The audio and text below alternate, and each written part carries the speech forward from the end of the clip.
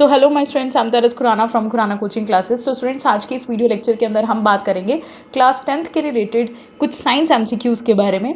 तो देखो बच्चे, बहुत ही इंपॉर्टेंट वीडियो रहेगी क्योंकि मैंने इस वीडियो के अंदर टॉप मोस्ट एमसीक्यूज़ ऐड करे हैं। ठीक है, तो स्टार्ट करते हैं हम अपने फर्स्ट एमसीक्यू से। What do doctors use for plastering fractured bones? Calcium carbonate, gypsum, plaster of Paris and calcium oxide. The right answer will be बच्चों plaster of Paris. Okay, C option is the right one. After that, question number 2, which antacid is used for treatment of acidity? तो आपको पता है हमारे stomach के अंदर over eating की वजह से एसिडिटी हो जाती है और ज़्यादातर स्पाइसी फूड खाने से, तो इसीलिए अब ये एसिड बन चुका है स्टमक के अंदर, तो इसे न्यूट्रलाइज कौन करेगा? ऑफकोर्स एक बेस करेगा। तो हमें बताना है कि कौन सा बेस कर रहा है, magnesium hydroxide, sodium hydroxide, potassium hydroxide, ammonium hydroxide. So the right answer will be बच्चों ऑप्शन ए, मैग्नीशियम हाइड्रोक्साइड, क्योंकि ये एक स्ट्रॉन्ग बेस है, तो स्ट्रॉन्ग एसिड स्ट्रॉन्ग बेस के साथ रिएक्ट करेगा तो it will neutralise the effect. Okay, after that third question, which is the least reactive metal in the reactivity series? आपको पता है हमारे पास एक रिएक्टिविटी सीरीज होती है, तो डाउनवर्ड जाने से उसकी रिएक्टिविटी कम हो जाती है। ठीक है, एंड अगर हम बात करें लीस्ट रिएक्टिव मेटल के बारे में, तो the right answer will be gold. Okay, gold is a least reactive metal. Okay, after that question number 4, which of the following organism reproduces by regeneration? देखो बच्चे, रीजनरेशन क्या होता है? मतलब किसी भी ऑर्गेनिज्म को जब हम कट करते हैं पीसेस के अंदर, तो उसकी एक एबिलिटी होती है कि वो अपने बॉडी पार्ट्स को रीजनरेट कर सके। सो हमें बताना है कि कौन सा ऑर्गेनिज्म रिप्रोड्यूस कर सकता है by regeneration. Amoeba, planaria, spirogyra and paramecium. The right answer will be बच्चों option B, planaria. Okay, after that saturated hydrocarbons are called. देखो बच्चे, अगर मैं आपको बताऊं कि हाइड्रोकार्बन्स क्या है, हाइड्रोकार्बन्स ऐसे कंपाउंड्स होते हैं जो हाइड्रोजन और कार्बन से मिलके बने होते हैं, है ना, तो ये हमारे पास हाइड्रोकार्बन्स कहलाते हैं।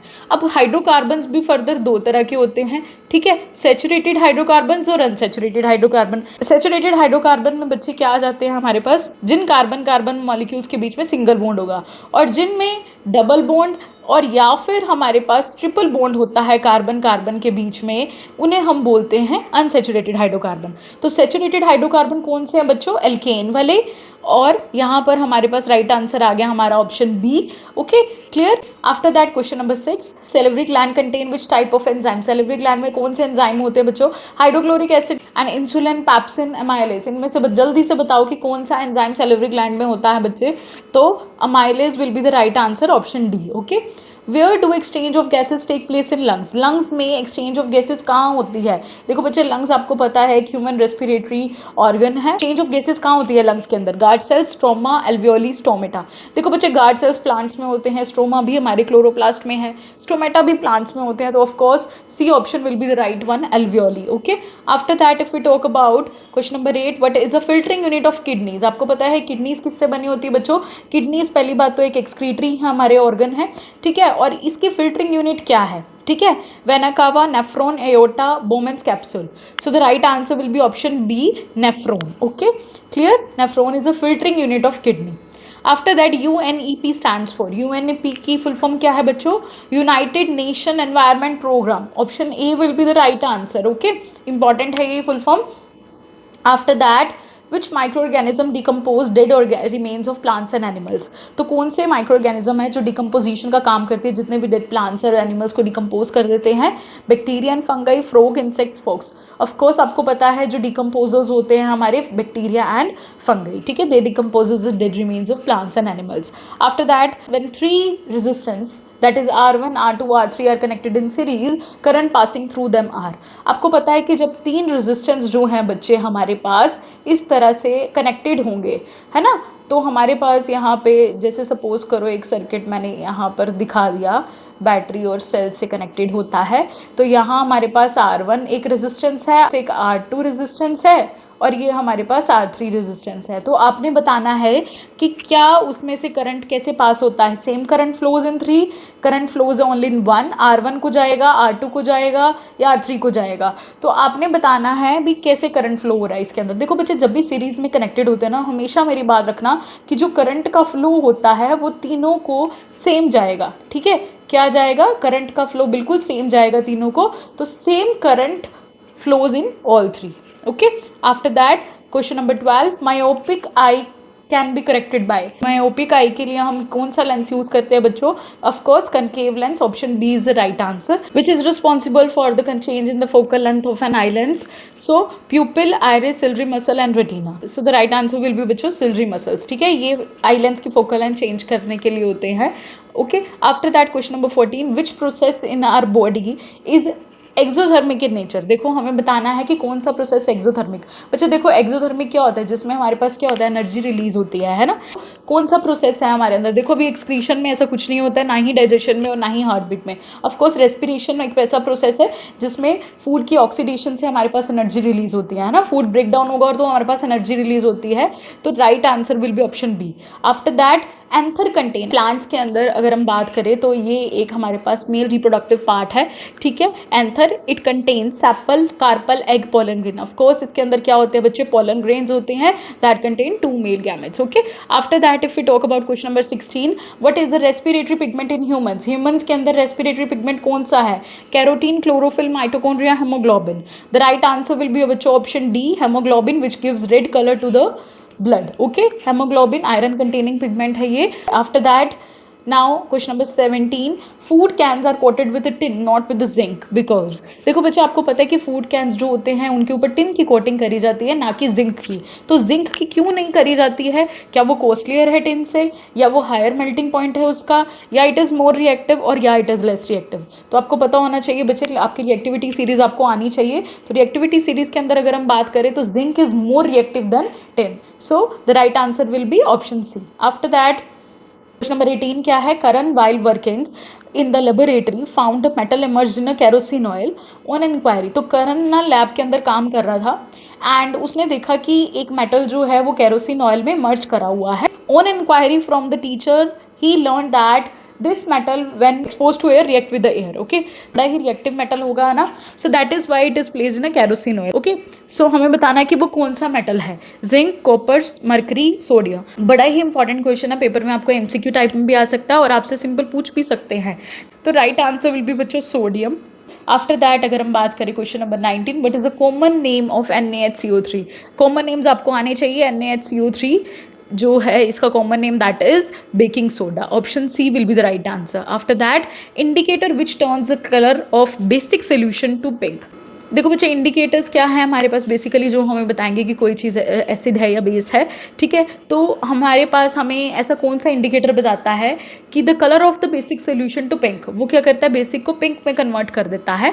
तो the right answer will be बच्चों ऑप्शन सी, फेनोफ्थलीन। ठीक है, बेसिक में ये पिंक कलर देता है। और right after that 21, the fermentation of glucose by yeast normally yields. The right answer will be ethanol, CO2 and ATP। ठीक है, question number 22, during cellular respiration one glucose molecule is break down into 2 molecules of.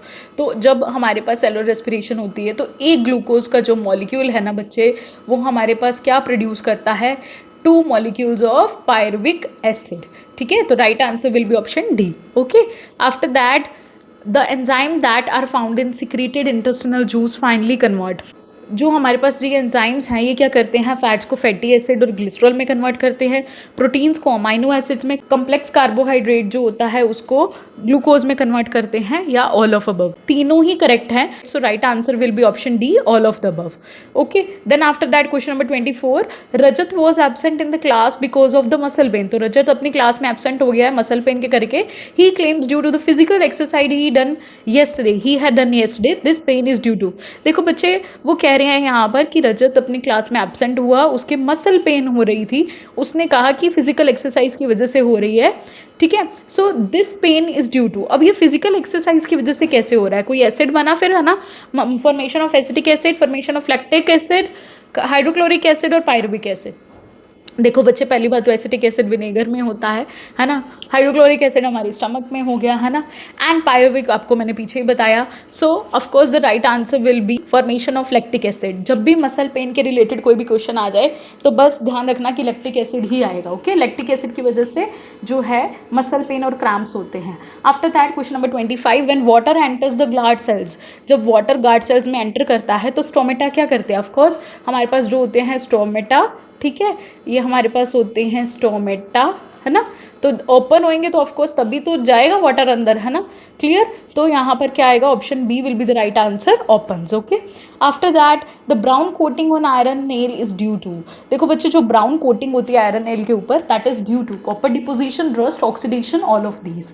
देखो बच्चे पहली बात तो यहाँ पर ना क्वेश्चन थोड़ा सा ध्यान देना, बच्चे क्या करेंगे जल्दबाजी में ना, brown coating on iron nail is rust, सीधा इस पे लगा के आ जाएंगे, बट ध्यान देना है they are talking about due to, reason पूछा उन्होंने। देखो कॉपर डिपोजिशन की वजह से भी हो सकता है, रस्ट तो वैसे ही होगी, उसके रिजल्ट आएगा, ऑक्सीडेशन ही होती है एक तरह की, तो all of these will be the right answer. Okay, after that question number 27, pH of blood is, blood की पीएच क्या रहती है, 5.6, 6.2, 7.4, नन ऑफ दीज, आपको पता होना चाहिए, बड़ा इंपॉर्टेंट क्वेश्चन है। 7.4 is the pH of the blood. Okay, question number 28, when hydrogen sulfide is passed through a blue solution of copper sulfate, a black precipitate of copper sulfide is obtained and sulfuric acid is obtained. Okay, so the reaction is, अब ये ऐसे तो समझ आएगी नहीं of course, है ना, तो हमें रिएक्शन लिखनी पड़ेगी तभी पता चलेगा कौन सी रिएक्शन है। तो हाइड्रोजन सल्फाइड, हमेशा क्या करना है बच्चे, पहले स्टेटमेंट को अच्छे से पढ़ो, फिर उसके बाद ध्यान से पढ़ो कि ऊपर रिएक्शन है तो आपको लिखनी पड़ेगी, है ना। When hydrogen sulphide is passed, ये देखो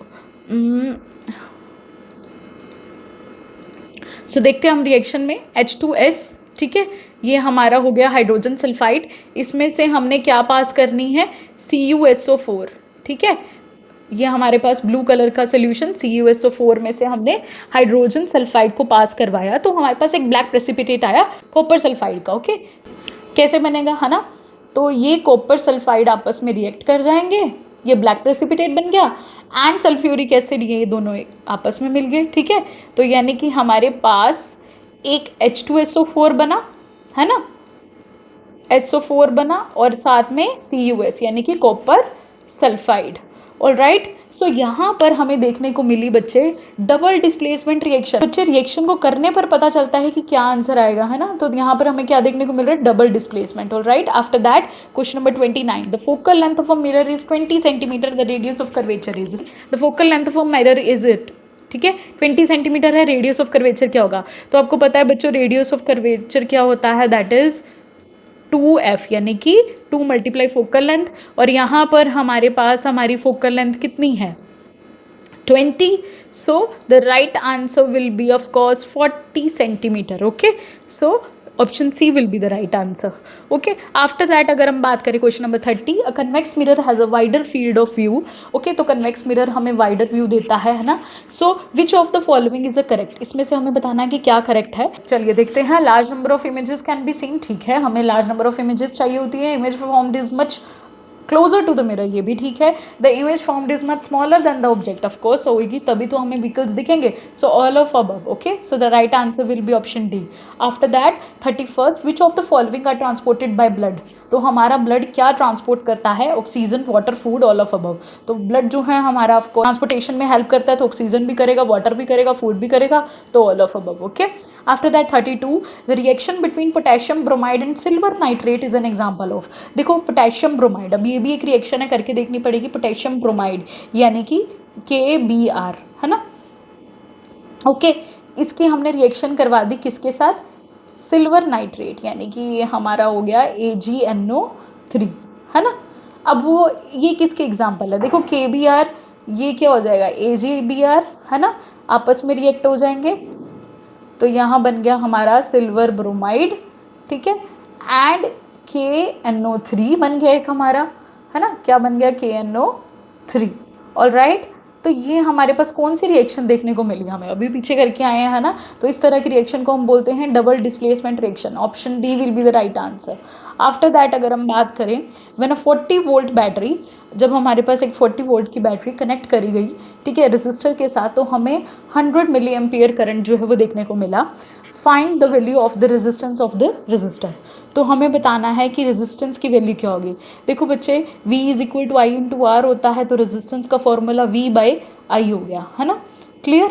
अब मेरी बात सुनो, यहाँ पर बच्चे क्या करेंगे, 40/100 करके आंसर देखेंगे, ऐसे नहीं आने वाला, you have to focus here. Okay, तुम्हारे पास कितना आ गया, 120 इंटू 1200 यानी कि 144,000। ओके, तो यहाँ 144,000 हमारे पास आ गया, बट ये आया बच्चे हमारे पास जाउल में। ओके, बट हमें किस में चाहिए, किलो जूल में, तो आप इसको 1000 से डिवाइड कर देंगे तो आपका राइट आंसर आ जाएगा, that is 144 kilo joule. Okay, after that अगर हम बात करें ब्राइन, ब्राइन क्या है बच्चों, NaCl और वाटर का सोल्यूशन होता है, तो they are asking about brine क्या है, of course NaCl। Okay, clear. After that अगर हम बात करें 36 बैटरी एसिड कौन सा है हमारे पास, NaOH, HCl, H2SO4, HNO3। The right answer is H2SO4। ठीक है, बैटरी एसिड क्या है, sulphuric acid. After that 37 calcination means heating. आपको पता होने चाहिए कैल्सिनेशन एंड रोस्टिंग दो हमारे प्रोसेस हैं। ठीक है, कैल्सिनेशन क्या होता है हमारे पास, हीटिंग ऑफ ओर, ठीक है, in the absence of air। okay, so the right answer will be option A। okay, roasting का ध्यान रखना, रोस्टिंग क्या होता है, heating of ore in the supply of air। okay, after that 38 galvanisation prevents. Galvanisation क्या होता है बच्चे, आपको पता है जिंक की कोटिंग करी जाती है गैल्वेनाइजेशन के अंदर, it prevents rusting of iron, corrosion of iron, tarnishing of silver and cracking of metal. So of course मैंने अभी बताया कि गैल्वेनाइजेशन एक ऐसा प्रोसेस है जो जिंक की कोटिंग है, तो हम कोटिंग किसी लिए कर रहे हैं ताकि रस्टिंग ना हो आयरन के ऊपर, तो इसलिए option A will be the right answer. After that 39 the breakdown of pyruvate to give carbon dioxide water energy takes place in. देखो बच्चे, अभी आपका जो पायरुवेट होता है, ओके, वो ब्रेक डाउन होता है और वो क्या करेगा, it release carbon dioxide, water and energy. और ये सभी प्रोसेस आपको पता है, ये वैसे भी एनर्जी कहाँ पे मिलती है हमें, माइटोकॉन्ड्रिया में ATP की फॉर्म में, है ना, तो the right answer will be option C. After that 40th the magnetic effect of current was discovered by. तो magnetic effect of electric current जो है it was discovered by Oersted, है ना, ये आपका एक्सपेरिमेंट भी है। After that 41st in flower the part that produces male and female gamete. ठीक है, तो हमें बताना है कि फ्लावर के अंदर कौन सा ऐसे पार्ट्स हैं जो कि मेल और फीमेल गैमेट प्रोड्यूस करते हैं, तो of course the right answer will be बच्चों एंथर एंड ओवरी। और राइट, एंथर आपके पोलन ग्रेन्स जिसमें 2 मेल गैमेट होते हैं, ओवरी में ओव्यूल होते हैं। ओके, आफ्टर दैट अगर हम बात करें 42 characters that transmitted from parents to offspring are present in. देखो बच्चे, आपको पता है कि करेक्टर्स एक जनरेशन से दूसरी जनरेशन में पास होते हैं, so that is they are present in cytoplasm, ribosome, Golgi bodies and genes. Of course genes, ठीक है, हेरिडिटरी यूनिट्स हमारी। After that question number 43 electrolysis of water in decomposition reaction. देखो बच्चे, आपको पता है कि वाटर की इलेक्ट्रोलिसिस यानी कि वाटर जो है वो डिकम्पोज कर जाता है, जब इसकी हम इलेक्ट्रोलिसिस करवाते हैं तो कितने मोल्स हमारे पास हाइड्रोजन और ऑक्सीजन के लिबरेट होते हैं, तो the right answer will be option B 2:1। ध्यान रखिएगा, इंपॉर्टेंट क्वेश्चन है ये। The process of obtaining food by amoeba is known as, very important question, amoeba अपना खाना जो है वो ऑब्टेन करता है तो उस प्रोसेस को क्या बोलते हैं, dialysis, cytokinesis, phagocytosis, amoebiosis. So the right answer will be बच्चों फेगोसाइटोसिस। ठीक है, एनगल्फ करता है वो अपना food with the help of pseudopod. 45 what is the function of pituitary gland. Pituitary gland का क्या फंक्शन होता है बच्चे, अब देखो, it stimulates the growth in all organs, ठीक है, to initiate metabolism, to develop sex organs in males and to regulate sugar and salt in the body. Part of the brain controls blood pressure. ये दोनों option गई चली। After that अगर हम बात करें pons medulla cerebellum, pons medulla pituitary. अब ये पिट्यूटरी ग्लैंड तो होता है, इसका काम तो हार्मोन सिक्रीट करना होता है, ये ब्रेन में प्रेजेंट होता है, एंड ये भी गई चली, तो right answer will be pons medulla and cerebellum. Okay, so option B will be the right answer. इस तरह से चेक करो सारी ऑप्शंस को। After that the driving force of an ecosystem. Ecosystem का ड्राइविंग फोर्स क्या है बच्चे, carbohydrates, biomass, ATP, solar energy. Driving force का मतलब क्या है कि बच्चों भी इकोसिस्टम जो है वो पूरी तरह से जो चलेगा इकोसिस्टम, उसके लिए कुछ तो चाहिए ना हमें, है ना, तो ड्राइविंग फोर्स क्या है उसके लिए, ऑफकोर्स सोलर एनर्जी। अगर सोलर एनर्जी नहीं होगी तो खाना कैसे बनेगा, प्लांट का फोटोसिंथेसिस नहीं परफॉर्म कर पाएगा। ठीक है, तो इसीलिए ड्राइविंग फोर्स है इकोसिस्टम की हमारी सोलर एनर्जी। आफ्टर दैट अगर हम बात करें 49th क्वेश्चन, बड़ा ही अच्छा क्वेश्चन है, ध्यान से पढ़िएगा। An electron beam is moving vertically upward if it passes through a magnetic field which is directed from south to north in a horizontal plane, then in which direction will be the beam reflected. देखो बच्चे, ये Fleming है left hand rule से होगा question. ठीक है, तो इस क्वेश्चन में वो क्या कह रहे हैं, सबसे पहले हम ना डायरेक्शन बना लेते हैं हमारी, ठीक है, नॉर्थ, साउथ, ईस्ट, ठीक है, एंड वेस्ट। ऑल राइट, तो वो क्या कह रहे हैं कि हमारी इलेक्ट्रॉन बीम वर्टिकली अपवर्ड जा रही है। ठीक है, यानी कि मैग्नेटिक फील्ड जो होती है वो साउथ टू नॉर्थ जा रही है। Okay, then which direction will be the beam reflect किस में करेगी। देखो बच्चे, फ्लेमिंग लेफ्ट हैंड रूल आपको पता होना चाहिए। क्लियर, ये देखिए, आप मेरी फिंगर्स अच्छे से देखिएगा। ओके, तो मैं आपको बताती हूँ, ये जो हमारे पास थंब है, मैं आपको एक ट्रिक बता देती हूँ फ्लेमिंग लेफ्ट हैंड रूल याद करने की। Listen to me carefully. So यहाँ पर जो हमारा थंब है इसको आप मान लीजिए father, mother, children. Okay, father, mother, children. अब यहाँ पे मेरा ये जो लेफ्ट हैंड आप देख रहे हैं, अब उन्होंने बोला कि मैग्नेटिक फील्ड अपवर्ड डायरेक्शन में, तो मैग्नेटिक फील्ड ऊपर जा रही है, ठीक है, और करंट हमारा अंदर की तरफ है। तो यहाँ पे ईस्ट डायरेक्शन की तरफ आप देख सकते हैं कि हमारा जो थंब है वो पॉइंट कर रहा है। तो बीम किधर डिफ्लेक्ट करेगी बच्चों? ईस्ट डायरेक्शन में। सो टुवर्ड्स ईस्ट, यानी कि C option Fleming left hand rule से होगा, ठीक है, क्योंकि मैग्नेटिक फील्ड अपवर्ड जा रही है, अंदर की तरफ करंट हो गया और इस तरफ हमारा थंब हो जाएगा, ठीक है, बीम डिफ्लेक्ट करेगी। After that question number 50, the number of carbon carbon bonds and carbon hydrogen bond in the propane are. तो देखो बच्चे, हमें बताने हैं कार्बन कार्बन बॉन्ड और कार्बन हाइड्रोजन बॉन्ड कौन से स्ट्रक्चर में? प्रोपेन में। तो ऑफकोर्स इसका स्ट्रक्चर ड्रॉ करते हैं हम सबसे पहले।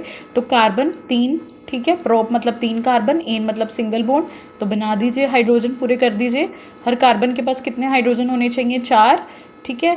तो ये हमारे पास हमने हाइड्रोजन जो है वो कंप्लीट कर दिए, ठीक है, क्योंकि इस कार्बन ने ऑलरेडी बॉन्ड बनाया था तो 3 लगा दिए, इसके 2 तरफ से बने हुए थे तो 2 लगा दिए, और इसके भी एक तरफ से बना है तो 3 हाइड्रोजन लगा दिए हमने।